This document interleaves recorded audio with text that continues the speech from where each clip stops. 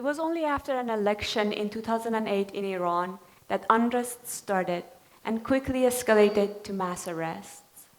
The formal media stayed silent, and it was only through live bloggers and footages captured on everyday people's phone, uploaded on social media, that we had a window to the reality of what was happening on the streets. This was my first experience on how social media and technology can define and change the truth of a nation. And that's why a few years later, I found myself at MIT studying how technology and social media shape the changes and the choices that we make for our future. It was the year leading to the 2016 US election. And I started to notice more and more articles popping up on my Facebook feed with damning titles against one of the candidates running. Most of the times, I would read the title, raise an eyebrow, shrug, and continue scrolling. Until one day, an article came up with a very low-resolution image that was typical for ads that are viral and are on sketchy websites. And the title was very clearly false. So something clicked in my head that could these be fake ads instead of real news articles? The link led to a page that felt auto-generated. Even the videos were auto-narrated. Although it was easy for me to find out these articles were fake, however, it took me a while to realize I was standing in the middle of a war zone, surrounded by swarms of digital bots, and I was the target. It became more clear to me why these articles were always about the same candidate when I checked my Facebook ad settings. I was labeled as very liberal, based on whatever data that Facebook had on me up to that point. Based on that label, I figured the advertisers never bothered to try to convert me to vote for the other party. Instead, I was constantly targeted by a smearing campaign against the candidate that they thought I'm likely to vote for. So the very same technology and power of social media that gave people in Syria, Iran, and Lebanon a voice, a way to show us their reality, was now being used to manipulate the truth.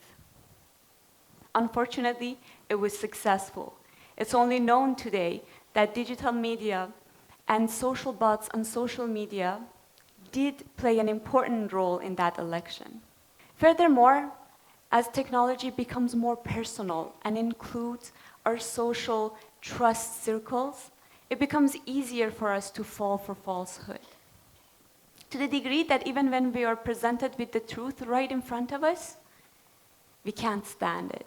It wasn't too long ago that doctored videos warning of child kidnappers spread over a messaging app in India and led hundreds of people to attack strangers.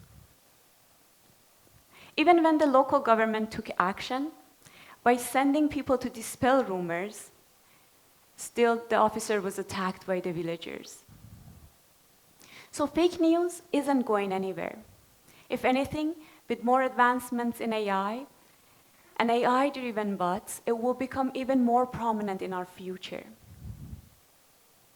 Reflecting on my own experience, I realized it was easy to learn that these articles were fake once I was open to reading them.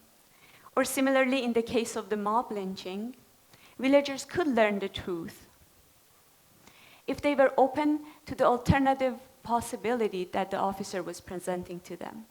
So what's really standing between us and the truth isn't fake news. It's our mindset, our habit of believing whatever is presented to us instead of questioning it. And when I was reflecting, I started to question, where did this habit come from? Because as children, we question everything. We don't take what's around us as the truth. Instead, we constantly inquire to learn. And similar to most other species, we use play as our way of learning. In a way, play is our truth-building kit and a universal language that we develop to understand each other, ourselves, and the world around us. So when did we stop playing? Early on in our development, as we go through many educational systems, we are told if you want to succeed, to stop playing and go back to your homework, to listen to repeat, read what you're told to, and stay silent and not ask too many questions in the class. So as we grow old, we are trained. We are trained to take less initiatives and follow more. This mindset may have worked before. However, now our world has evolved and expanded into an ever-changing, intelligent medium that constantly learns about us and becomes stronger in fooling us. So our questioning of the world cannot stop. So for my thesis, I joined a group of researchers across universities to develop a systematic way to understand children's play using AI and data. Today, majority of data that we have is focused on final results or grades, the courses that children take, and their class rank. However, play isn't just about the final results. It's about the process. It includes imaginations, explorations, and all the failed attempts. Yes, failed attempts. To gather data that reflect this open-ended nature of play, I started to closely observe and collect data from 4 to 5-year-old children's free play over the course of a year. They played in a simple app where they could build whatever words they wanted. And most attempted swear words. But that's okay, because there were no right or wrong answers. There were no instructions, and absolutely no competition or grades. Just pure joy of play. As they played, we collected data. And this fine-grained data of their interactions within the app and amongst each other enabled us to not only look at the words they made, hence final results, but also look at how they made it. By observing the entire history of their play, we began to notice some motifs that were evolving over time as children progressively learned. So we developed automatic ways for detecting these motifs and significant events that are about their learning and play process. This analysis can help many. Just for an example, literacy learning experts began to use our analysis to provide feedback on the learning process of the children beyond their end results, and also to provide and suggest activities for children based on the play process of their children.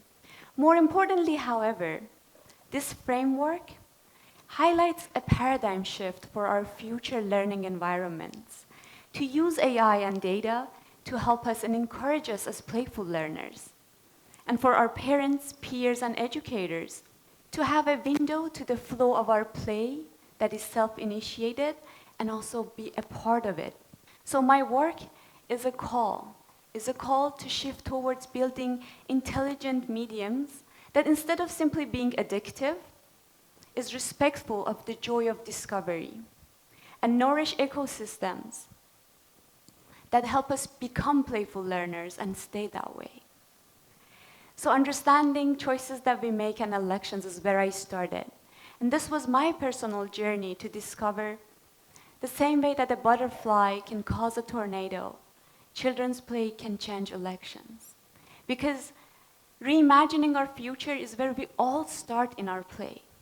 So it is our responsibility as designers and developers and consumers of technologies to commit to being playful and lifelong learners and seriously start playing.